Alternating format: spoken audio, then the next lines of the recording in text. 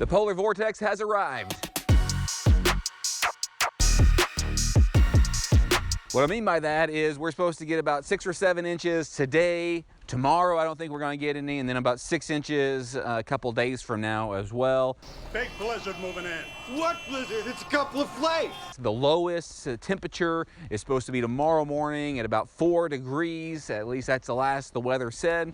And the wind chill is supposed to be in the negative figures. It got down, it's been down in the single digits today. And I know for some of you in some parts of the world that is not abnormal, that's not crazy at all. But for us here in Western Kentucky, this is not normal. We haven't had a winter like this in a few years, and when we do have it, it goes away pretty fast. You just get a little bit of snow and then it goes away. But I want to show you a couple things and then tell you the things that I've found out do not work very well in our systems that I've got to improve on. All right, we're in the high tunnel now, and I don't know if you can tell very well, but it's a little darker in here than usual. That's because there's a bit of snow on the top. It's about 32 degrees in here right now. It has gotten down to the teens and the 20s, the lower 20s. I'm not sure if my broccoli and my cabbages and everything's gonna make it, but you know, at this point, it is what it is. Oh, my cabbages!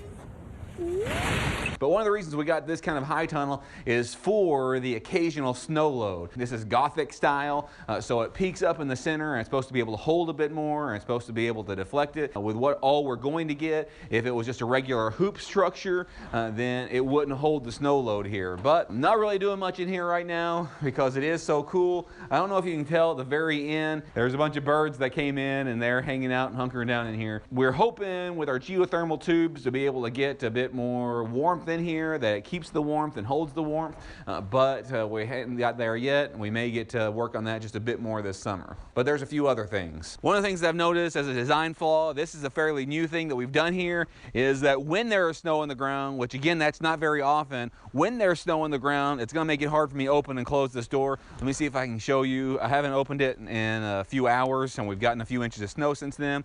Let's see how it opens now.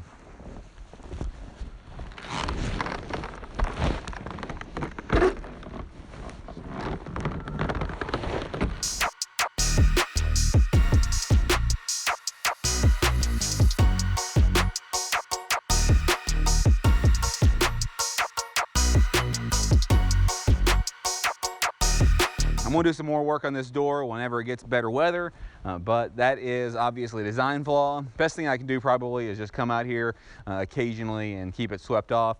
Maybe just lower the level around this just a bit more. Those are some things to work on soon. But there's another couple things as well. If I'm honest, one of the biggest frustrations that I've had are these rabbits and the watering system. I've seen some people say that there are some waterers that you can use that will not freeze, but they're not really very good quality. If you have a good idea, have any good suggestions on what to do that will work better than just coming out here. I come out here about 2 or 3 or 4 times a day and change their water out. I put the cold ones, the ones that are frozen right next to the heater, and then I put new ones in here, but I only fill them about a quarter of the way full, half the way full, because they won't drink it all. But the water is definitely one of the situations that I've got to improve on and figure out a system for, and they are eating a lot right now. In addition to their water, I have to go to the other waters and, you know, bust a hole in it. We dug a pond for the cattle earlier in the year, Papa did. I've had to go to that 2 or 3 times and, you know, bust a hole in it as well. This is unpleasant for everyone, including the critters, so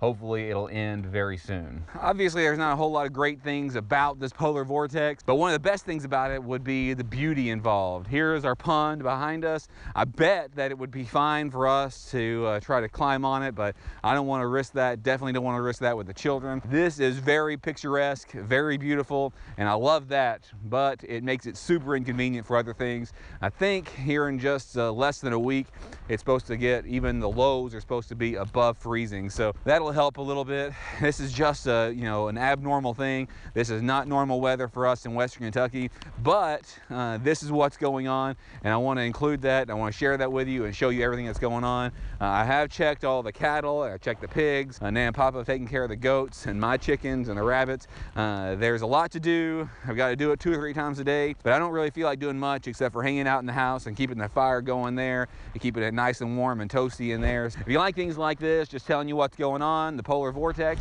then like and subscribe, hit that notification bell, select all so you never miss a notification, and come back every Tuesday, Thursday, and Saturday, and most of the time we do a live stream on Sunday nights at 8 p.m. Central Time on YouTube. Thanks.